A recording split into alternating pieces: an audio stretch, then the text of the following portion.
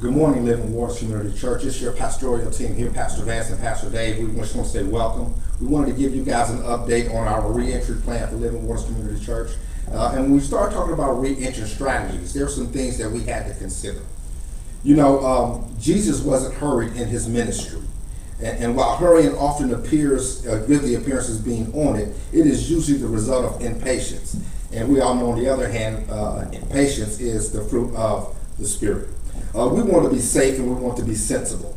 Even more importantly, however, we want to be Spirit-led. Granted, there are a fine line between faith and foolishness, but we want to hear from God and act with His wisdom in our return strategy. Given different health conditions and comfort levels, not everyone is at the same place. Our return, therefore, we must be non-judgmental in one another's decision to return now or wait until later. When we want our return to be public gathering, we want our returns to come back to public gatherings to be one celebration and not lamentations. So here's the question: when will we get back to normal? First of all, I think we need to realize that we may never get back to normal as we remember it. What we do and why we do is never going to change, but how we do what we do must always, I think, be subject to change. And since the world has changed, then we as a leadership team and as a church must determine how in the world we're going to do what we do. Because we're in a new world. It's not the world as it was, but it is the world as it is. And that's not what most people mean when they say, when will we get back to normal? And that's fair enough. Still, expectations, though, are important because unfulfilled expectations are often the cause for disappointment and conflict. So, you asked the question, when will we get back to normal? Well, that's a great question. I'm glad you asked. We're confident that we will not physically gather during this month, during the month of May. We're still hoping to begin gathering again in June. That said, social distancing strains our ability to utilize our worship space and still maintain 6-foot distances between family units. So we're asking for continued patience and flexibility as we seek out the best path for getting back to normal with our worship gatherings. Circumstances are changing so rapidly that a lot can happen during the month of May.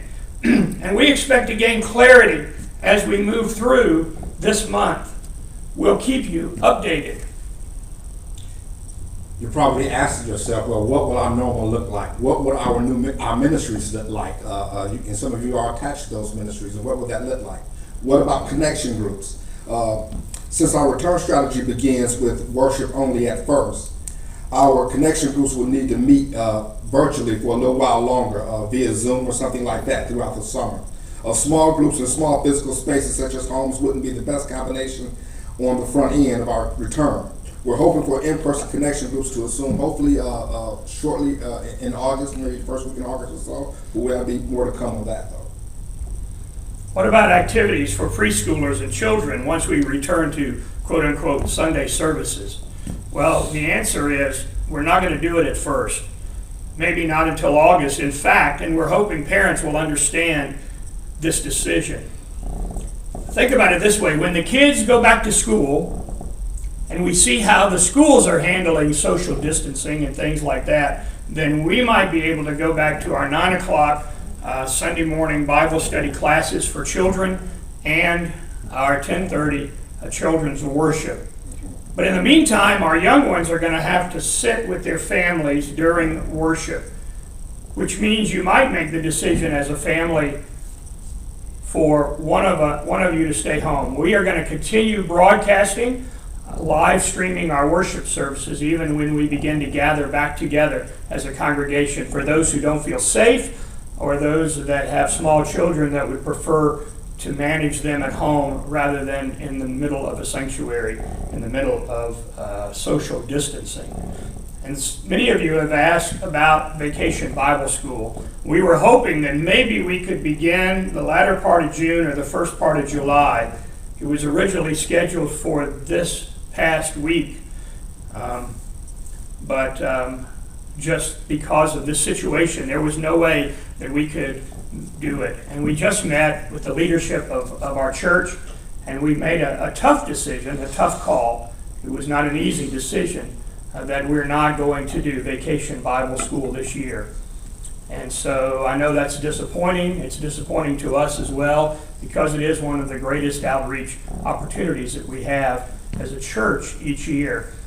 But we are gearing up and planning already for next year and Vacation Bible School. But we will begin our Awana program early. We normally begin that program in September, but we cut it off so abruptly that many of the kids were caught off guard. But I want to give kudos to those Awana teachers. They have continued to remain in communication with their Awana kids, with their clubbers, and they've been working through their books, and the children have been able to work through, and the questions are asked, and the teachers are listening as the children recite their Bible verses, and many of the kids went on to complete their books for the year. And so we're going to begin in August with an award ceremony. But it'll take place after the children go back to school and we see how the schools handle that. Then we'll stand up our Awana program. The teachers are on go for that, and we're looking forward to that time as well. So we want you to have patience with us. We aren't just ignoring the facts. We are working hard to try to figure out how we can do church and maintain the requirements the guidelines that the CDC has put out, and to make sure that you're safe. Our bottom line is your safety and security and your health. And so everything we do is going to be impacted by that decision. So we hope you'll understand. I think it's important to note, Pastor Dave, that our re-entry strategy consists of 3 phases. Phase 1 is going to be just worship. Phase 2, we're going to add a few more things. And then phase 3, we're going to add the remaining things.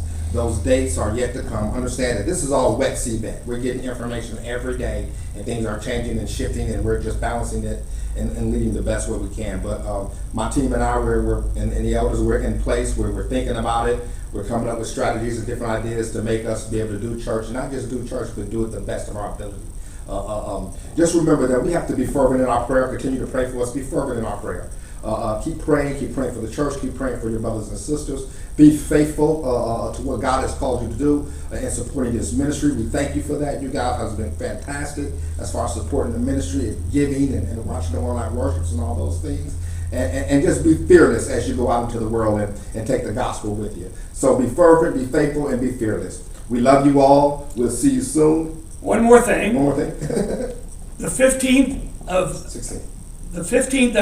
of April, we were supposed to do a soft transition. Obviously, that didn't happen. We want to do that when people are together. We don't want to do that virtually. Amen. And so what we have done is my retirement date was going to be set for the last Sunday of June. We are now moving that soft transition to the last Sunday of June. Mm-hmm. And the big event where we're going to invite the public to come and join us is the last Sunday, the 30th of August.